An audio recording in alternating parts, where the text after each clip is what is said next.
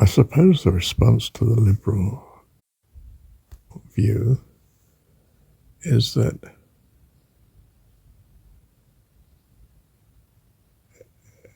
endless negotiation without coming to a firm conclusion as to what is right leaves you with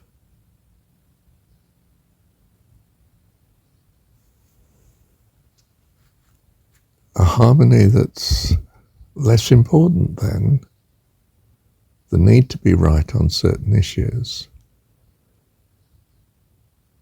that can make the difference between life and death, happiness and unhappiness.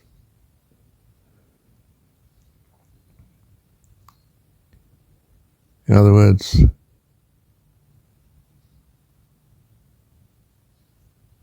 some conclusion is vital and a decision to be made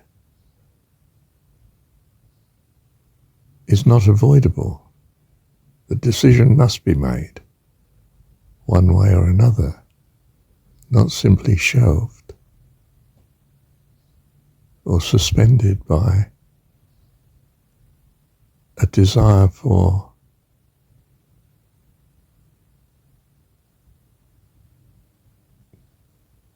not arguing with each other, not continually pressing for the solution.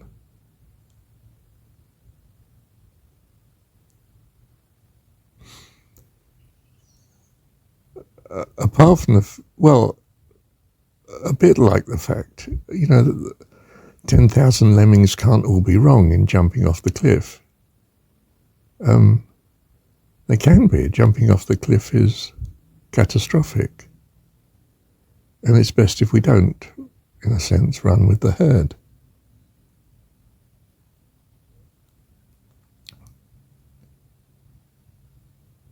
It's not simply telling us that the majority is not necessarily right, but agreement is not going to be necessarily right.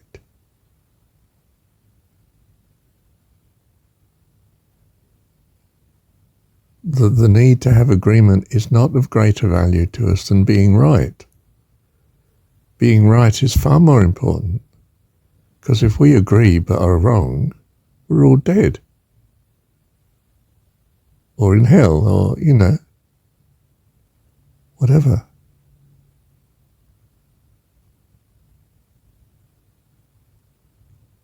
We think it's the liberal bit that's wrong. It's the democratic bit that's wrong. You're somehow thinking that the majority of all agreeing is ideal. No. Being right and doing it is ideal, even if the majority, even if we were all in agreement, but wrong.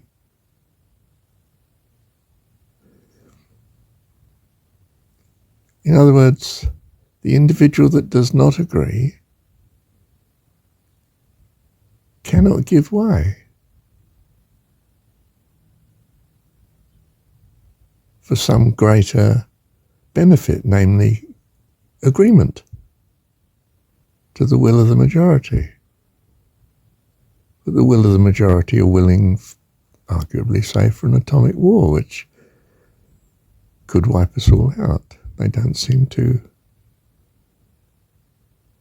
Well, they seem to be cavalier about this risk.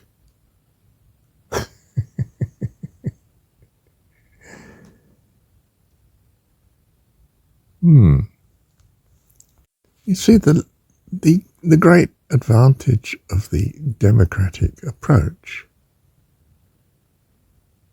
was that you end up with a decision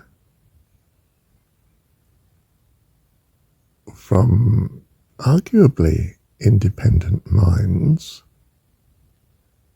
each purposing what they understand to be best, but with a parallel assumption that the understanding of the majority is the safest way ahead. You know, the majority will get it right. Some would get it wrong. But the majority are a stabilizing influence. Well, that's no longer the case in our society. We have a media system that can steer what the majority are thinking. And they will purpose accordingly. We now need an assumption about the media being correct. Well, of course it's not. It's dominated by a few power holders, perhaps. And then the decisions are voted on accordingly. In other words, the safety of the majority has changed in the modern world.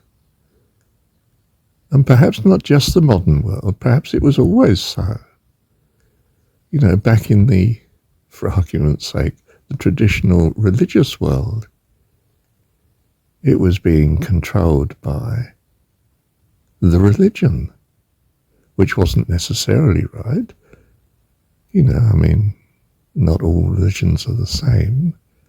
Not all religions choose particular values above others. They're not all right. I mean, they could all be wrong, don't get me wrong. I mean, they could all be wrong. But they certainly can't all be right because they differ. And the majority, say, in India would have been different decision-making to a majority in England, to, say, a majority in communist Russia, or whatever, you know, when it was communist, or supposedly so.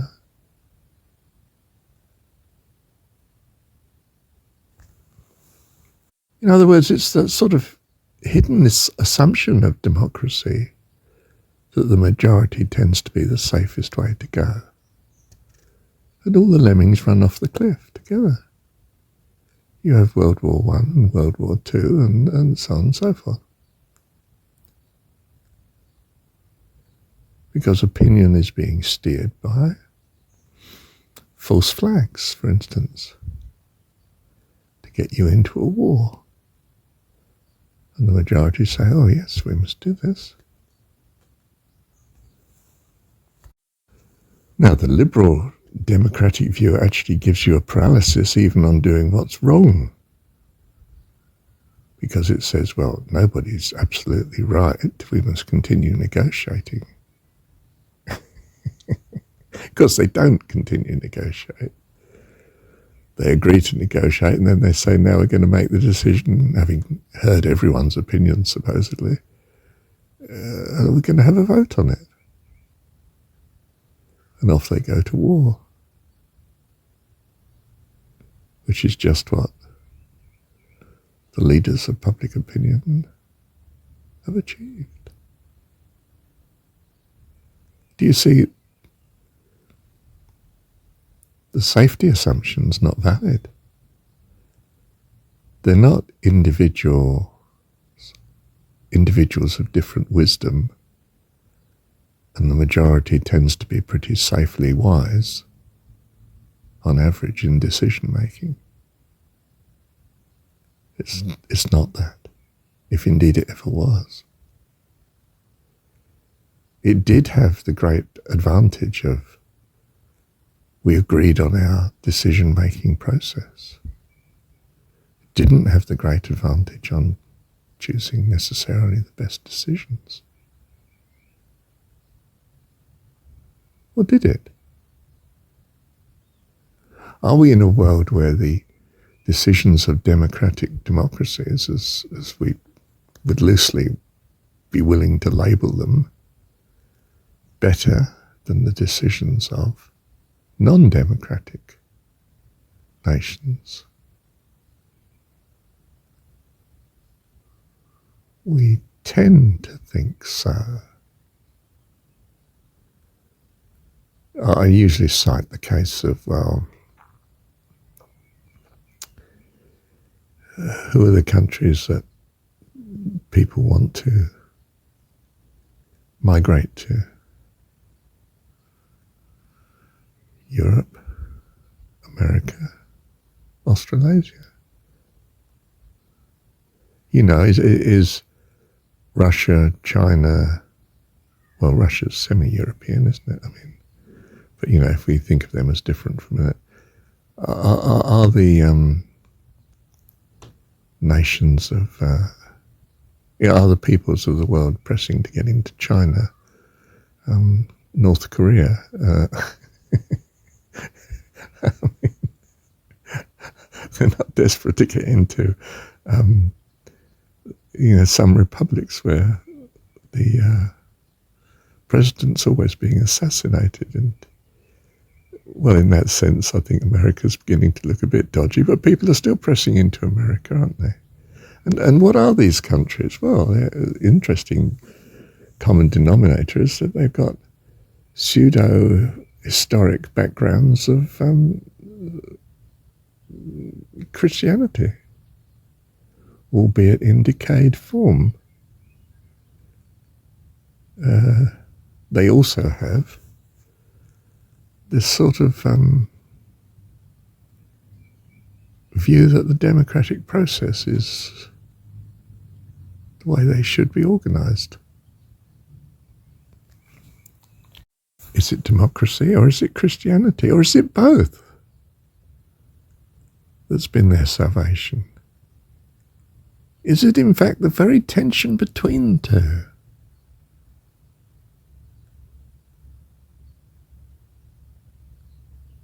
Which perversely might be viewed as self-interest, in other words, I'm right, that sort of self. My particular view is in tension with collective interest, which says our peaceable agreement with each other is more important than being right. Who can say what's objectively right? I mean, God doesn't exist.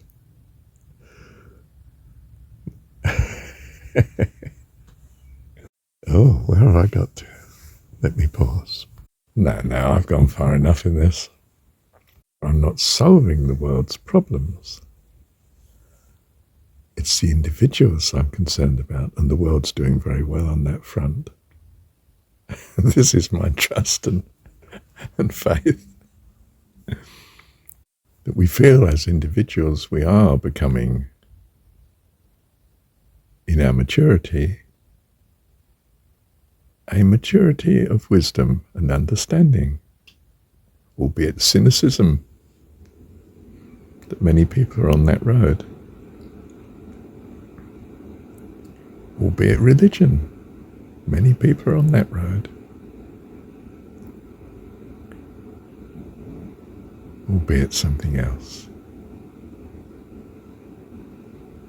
Because, of course, we tend to think that how we are now is preferred for now than how we were.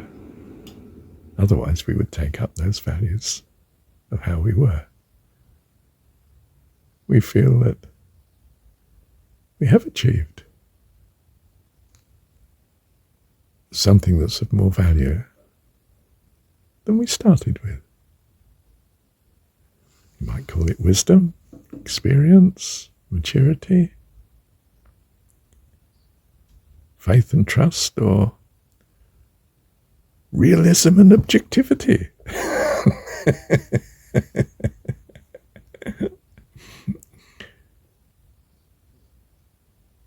Perhaps it's an inevitable state of those that live longer in this world.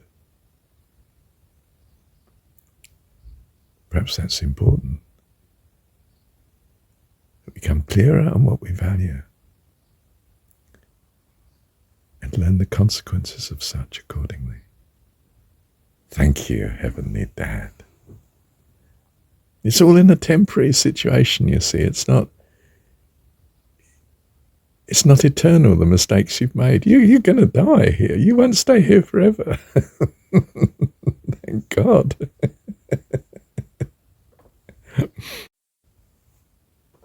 My God would wipe the slate clean.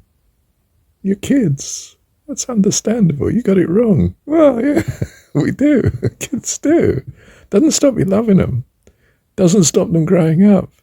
Doesn't stop them becoming fine people. Did amazing things wrong in their childhood. Yeah. And we're the same. At the end of the day, it's better, I think, if you can say, thank you, God. Love you. I fall into your embrace because of your grace and goodness. Thank you, Heavenly Dad.